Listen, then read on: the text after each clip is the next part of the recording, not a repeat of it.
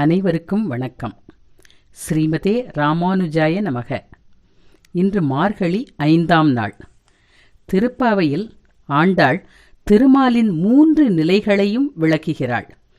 வைகுந்தத்தில் வீற்றிருந்த நாராயணனை முதல் பாடலிலும், திருப்பாற்கடலில் துயில் கொண்டுள்ள திருப்பாற்கடல் நாதனை 2ஆம் பாடலிலும், மதுரா நகரில் வாழும் கண்ண பரமாத்மாவை 5ஆம் பாடலிலும் நினைவு கூறுகிறாள். எப்பொழுதும் ஒரு கருத்தை சொல்லும்போது முன்னுரை, பொருள், முடிவுரை என்ற 3 பகுதிகள் இருக்கும். ஆண்டாள் தன் திருப்பாவையில் முதல் 5 பாடல்களிலும் முன்னுரையை கூறுகிறாள். ஆசைகளை துறந்தால் அவனை அடையலாம். சரணாகதியே ஆண்டாள் திருப்பாவையின் சாராம்சம். பாடல் 5. மாயனை மன்னு வடமதுரை மைந்தனை, தூய பெருநீர் யமுனை துறைவனை, ஆயர் குலத்தினில் தோன்றும் அணிவிளக்கை, தாயை குடல் விளக்கம் செய்த தாமோதரனை, தூயோமாய் வந்து நாம் தூமலர் தூவித் தொழுது, வாயினால் பாடி மனத்தினால் சிந்திக்க, போய பிழையும் புகுதருவான் நின்றனவும் தீயினில் தூசாகும் செப்பேலோர் எம்பாவாய்.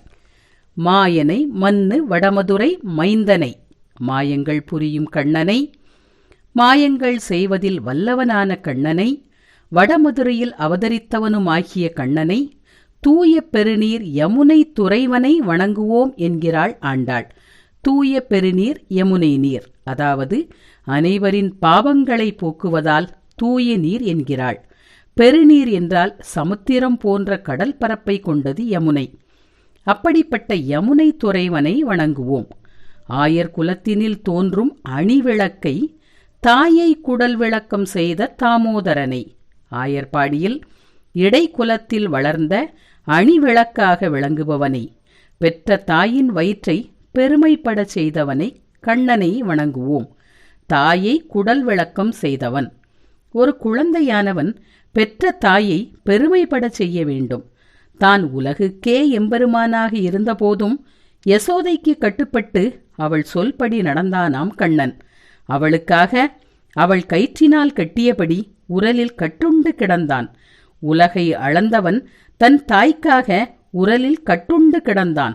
இதைத்தான் வள்ளுவரும் மகன் தந்தை காற்றும் உதவி இவன் தந்தை என்னோற்றான் கொல் என்னும் சொல் என கூறுகிறார். பிள்ளைகள் பெற்றோருக்கு பெருமை தேடி தர வேண்டும். தாய்க்கும் தந்தைக்கும் ஒரு பிள்ளையானவன் பெருமை தேடி தர வேண்டும் என்று பிள்ளைகளின் கடமையை அன்றே வலியுறுத்துகிறாள் ஆண்டாள். தூய்மையாக நீராடி வந்து தூய மலர்கள் தூவித் தொழுவோம். தூய்மை என்றால் உடல் தூய்மை, மன தூய்மை இரண்டுமே. வாயினால் பாடி மனத்தினால் சிந்திக்க அவனது புகழை வாய் பாட வேண்டும், மனம் சிந்திக்க வேண்டும். வாய் ஒன்று சொல்ல மனம் வேறொன்றை நினைக்கக்கூடாது. சொல் சிந்தை இரண்டும் ஒன்றாக இருக்க வேண்டும். அப்படி அவனை தொழுதால் நாம் செய்த பாவங்கள் அனைத்தும் தீயினில் இட்ட தூசாக காணாமல் போய்விடும். கண்ணனையே நினைக்க வேண்டும், அவன் புகழையே பாட வேண்டும்.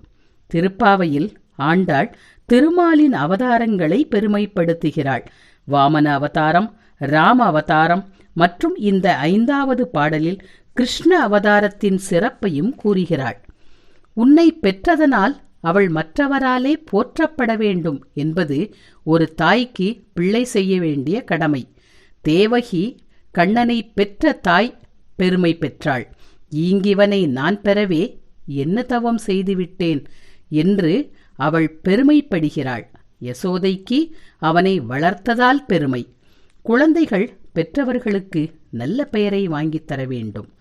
ஈன்ற பொழுதில் பெரிதுவக்கும் தன்மகனை சான்றோன் என கேட்ட தாய் என்ற திருக்குறளுக்கு இணங்க கண்ணனை பெறாத தாயாக யசோதை இருந்தாலும் அவனை வளர்த்து இன்பம் காண்கிறாள்.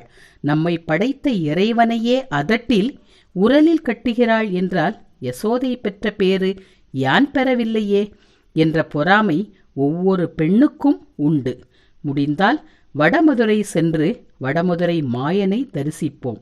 நாளை 6வது பாடலை காண்போம். ஆண்டாள் திருவடிகளே சரணம்.